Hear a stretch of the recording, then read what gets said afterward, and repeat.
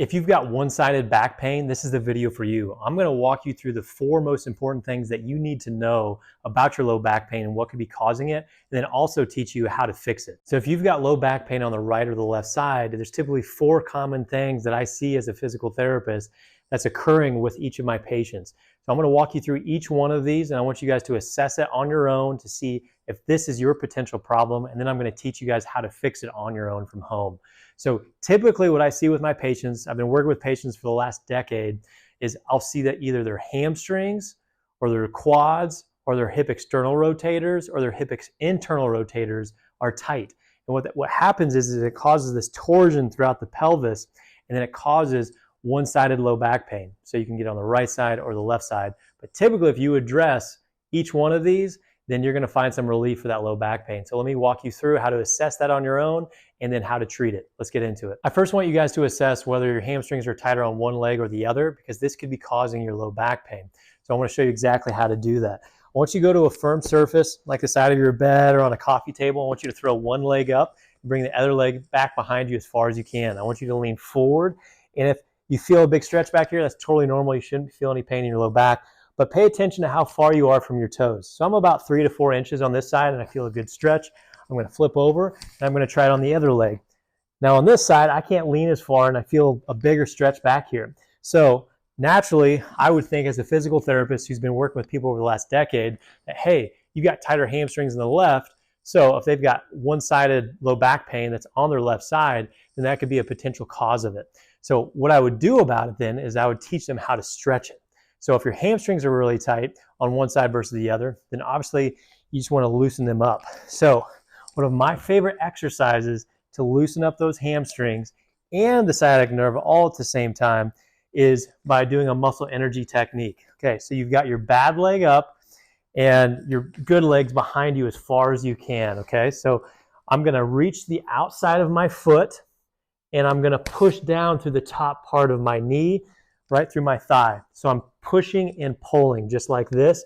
I'm going to push and hold that, and I'm going to feel a big pull up and through here, okay? I keep my shoulders upright, and I'm pushing and pulling, and relax. And I just hold that for about 3 to 5 seconds. I'm going to do it 20 times in a row. So push and pull. And what I'm trying to do is get my leg as straight as I possibly can while I'm pulling back on my foot. This does a great job of loosening up those hamstrings, loosening up the back of that leg, which is going to take pressure off of your low back. I want you to do this for 20 reps and do it no more than 3 times a day. The next thing I want you guys to assess is how tight are your quad muscles on the front of your thigh. Your quad muscles attach deep down into your knee, but they also attach up at the top part of your hip. So if they're really tight up and through here, what can happen is it can pull down and cause a torsion throughout your pelvis. And if that torsion happens, then that can put a lot of pressure here in your low back and cause that one-sided low back pain. So what I want you to do is take 2 chairs, one to put your leg up onto, and then one to hold onto so you don't lose your balance.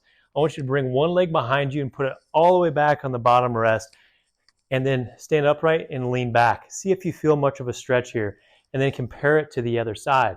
If you don't feel much of a stretch with this, you can take it to the next level by putting it on the back rest instead.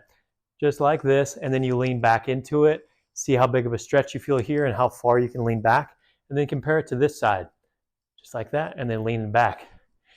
Now for me, I feel more tightness once again on my left side. So that would tell me that if I have more tightness and restrictions on the left side, that could be causing a torsion and a greater likelihood of pain in my low back on my left side. So what do you do if you have more tightness on the left side in your quads? You loosen it up the same way that you're assessing it. So my favorite way to do this is by getting in this position. Once again, you start off here, and if you don't feel much of a stretch when you're leaning back, then you progress up here. But if you're going to start off here, you're going to hold it for 30 seconds, do it 5 times in a row. A lot of people can tolerate this position. As long as you don't feel a ton of pain in your low back and you're not cramping up, then do it in this position. And what you're going to do is you're going to lean back, and you're going to hold it for 30 seconds. And you're going to do that 5 times in a row, and you're going to focus on deep breathing while you're doing this. Once again, you shouldn't feel any pain in your low back. You should just be feeling a nice big pull on the front part of your thigh. Maybe a little bit of pain in your low back, like a 1 or 2 out of 10 in terms of pain. You do that 5 times in a row, hold it for 30 seconds, and that should give you some relief in that low back. And now we're going to start looking at how your hip external and internal rotators could be involved. Now I want you guys to assess whether your hip internal or external rotators are potentially involved in your low back pain. So what you're going to do is you're going to sit on the edge of a chair or on the side of your bed, and I want you to take each leg, and you're going to do one at a time. You're going to internally rotate it this way. Pay attention to how far you can go, and then you're going to externally rotate it in this direction. Now compare it to the other side. You're going to externally rotate here, and then you're going to internally rotate here. Now I have more limitations on my left side once again than I do on my right. So that would tell me that I need to loosen up my internal rotators on my left. Well, I'm going to walk you guys through my 2 favorite stretches to mobilize the hip and get those muscles and joints loosened up for the internal rotation and external rotation. But since I'm limited more on my left side pretty much in everything, I'm just going to show you guys how I would do it on my left side. So if I'm limited in the external rotation, remember it's this direction, then I'm going to get in that same position there as if I'm sitting on a chair or on the side of a bed, and I'm just going to lean over it. I'm going to hold that for 45 seconds, 30 to 45 seconds. I'm going to do that 5 times in a row. You should feel just a nice big pull on the back of your bum. Shouldn't feel any pinching on the inside of your groin here, and it shouldn't cause a lot of back pain. It should just feel like a big pull on your back. You do that 5 times for 30 seconds, and then you relax. And now we're going to work on the hip internal rotation. Since I just discovered that I have limited hip internal rotation on my left side that could potentially be involved in low back pain, I'm going to focus on loosening that side up. So what I'm going to do is I'm going to get about a 90-degree bend in my knee on the right side and the left side, okay? And then I'm sitting in this position. I'm trying to keep my shoulders upright. I'm going to feel a pull already in the inside of my groin. Now I'm going to rotate away as far as I can. As I'm holding this position right here, I'm going to try to lift this back leg, this foot off the ground like that. If you can't lift it off the ground, it's not a big deal. Just activate those muscles and try to mimic that movement. Keep rotating as far as you can to the right, and you hold it for a couple seconds and you relax. And as you relax that leg, you're going to notice that you can rotate even further. And keep those shoulders upright though, because if you start leaning more towards the right, you're not going to feel that pull as much.